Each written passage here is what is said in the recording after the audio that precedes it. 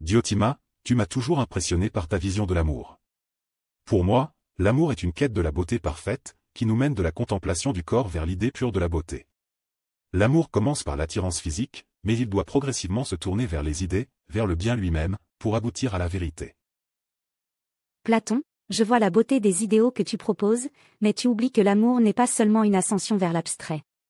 L'amour commence par une passion immédiate, certes, mais c'est à travers cette passion que l'âme peut se libérer. L'idée de beauté parfaite que tu évoques n'est que la conséquence d'un chemin qui commence par l'expérience des êtres humains, de l'amour terrestre, et non simplement une quête théorique. Tu as raison de dire que l'amour commence par le sensible, mais ce que je propose, c'est une élévation vers l'intelligible. L'amour pour un corps, pour une personne, doit, à un moment donné, se détacher de ce qui est contingent et éphémère.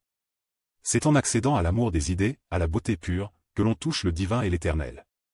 Il n'est pas question de négliger les aspects humains, mais de les transcender pour accéder à ce qui est véritablement noble.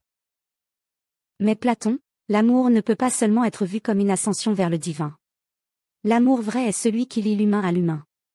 Il est une force qui nous pousse à rechercher non seulement la beauté abstraite, mais aussi la beauté dans le monde tangible. L'amour nous apprend la bienveillance, la compréhension, et l'aspiration à l'harmonie.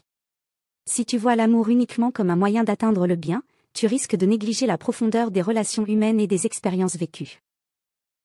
Je ne nie pas que l'amour a une dimension humaine, mais ce que je cherche à dire, c'est que l'amour doit avoir un but supérieur. Il est un pont vers la contemplation de l'idéal beauté, de l'essence même du bien. L'amour véritable nous fait voir au-delà de la matière et nous élève vers la connaissance de l'univers, du divin. Sans cette élévation, l'amour n'est qu'une illusion passagère. Peut-être, mais n'oublions pas que l'amour nous enseigne aussi à vivre dans ce monde-ci, à aimer véritablement les autres. L'idéal n'est pas un abstrait éloigné, il réside aussi dans la capacité à apprécier et à nourrir des relations authentiques et humaines. La beauté n'est pas uniquement une abstraction, mais elle se trouve aussi dans la manière dont nous nous engageons dans le monde et envers les autres.